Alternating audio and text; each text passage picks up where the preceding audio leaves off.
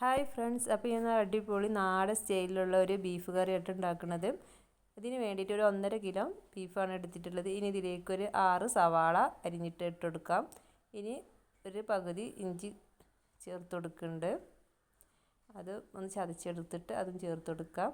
ഇനി വെളുത്തുള്ളിയാണ്. അപ്പോൾ വെളുത്തുള്ളി ഇവിടെ ഞാൻ ഓൾറെഡി പേസ്റ്റാക്കി വെച്ചിരുന്നു. അപ്പോൾ അതും ചേർത്ത് കൊടുക്കണം.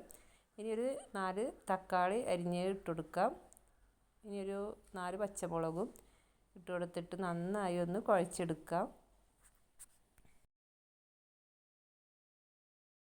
ഇനി ഇതിലേക്ക് മസാലപ്പൊടികളൊക്കെ ഇട്ട് കൊടുക്കാം.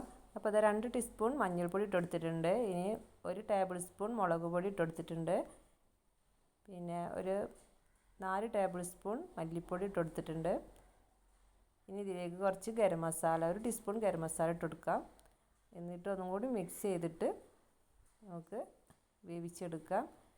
അപ്പോൾ അത് നല്ല അടിപൊളി ടേസ്റ്റിലുള്ള ബീഫ് കറി റെഡി ആയിട്ടുണ്ട്. ഇനി ഇതിലേക്ക് കുറച്ച് ചെറിയുള്ളി ചെറുതായി അരിഞ്ഞതും വെളിച്ചെണ്ണയിൽ മൂപ്പിച്ചിട്ട് അതും കുറച്ച് കറിവേപ്പില ഇട്ടിട്ട് മൂപ്പിച്ചെടുക്കാം. അപ്പോൾ നമ്മുടെ നാടൻ ബീഫ് കറി റെഡിയായി.